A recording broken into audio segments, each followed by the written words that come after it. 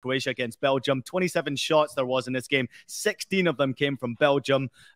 Game ended 0-0. James, Benge, your thought overall as Belgium go crashing out? Like, we're going to talk about Lukaku, aren't we? Yeah. Yeah. I have to. Yeah. All I would say is, if it's got to the last, if you're Belgium, and I don't think this Belgium team is anywhere near what they were, but if you are that group of players, if it's got to the last 45 minutes and you're at do or die stage of a group stage, you've done something badly wrong before Romelu Lukaku gets on the pitch. That's what it comes down to for me. They left themselves in far too tight a situation going into that final game. Frankly, of the 4 points they've got, they're incredibly lucky to have 3 of them. This team is, you know, you can't expect every golden generation, so-called golden generation, to win a trophy. It's just not fair. But I think when you kind of look at the totality of what they've achieved, one semi-final, probably you would argue only one really big win, and that was against Brazil in 2018, and what a win it was.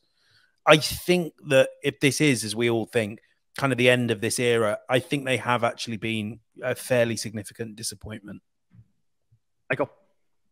Yeah, when I look at Belgium, I think it's going to be easy for Romelu Lukaku to be the scapegoat for obvious reasons. I mean, that chance that he missed, the first one, I think that was the worst of all of them. The point blank header, the defender gets a flick on it, and you know, we've seen those miss before. But this is a player who, given the last 2 matches they played against Costa Rica, I wish it was Costa Rica, Croatia, Lukaku had 3 goals in 2 matches against Croatia coming into the first ever World Cup meeting. So you like your chances if you're Roberto Martinez, who I feel very much for, because as Lucha and I talked ahead of the show, he's a good guy. He's one of the gentlemen of this game. But I just look at how fractured. I look at so many players out of form, the likes of Eden Hazard, the likes of Dries Mertens, who is not the Mertens of Napoli of years ago. You're relying on players who aren't in the same mindset, who aren't in the same capacity to deliver. I think this is a Belgium team that needs to move forward with younger talent. This was a good opportunity for the likes of Trossard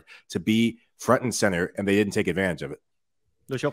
Listen, let me say something about, we're talking about Lukaku. They come in, makes quite a few mistakes, but Batshuayi played the first 2 games, didn't he? And he scored goals.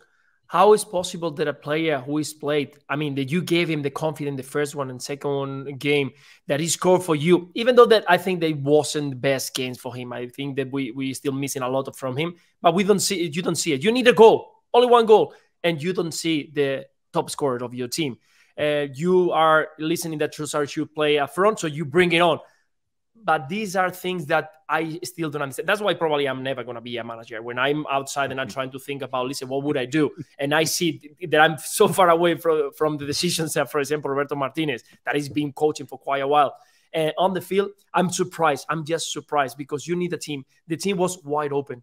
They were receiving so many counterattacks. In the last 15 minutes, you just bring everything. I mean, just bring the keeper, because you need only 1 goal. And I didn't see that desperation. I didn't see that desire of this Belgian team. They were just trying, missing chances and another chance. And I didn't see the regret, you know, or the pain of, listen, you could see Lukaku just lying and the other player just going back. No intensity, no kind of, I will say, in Spain, we'll say they don't have blood on the veins. They got milk, they call it this way.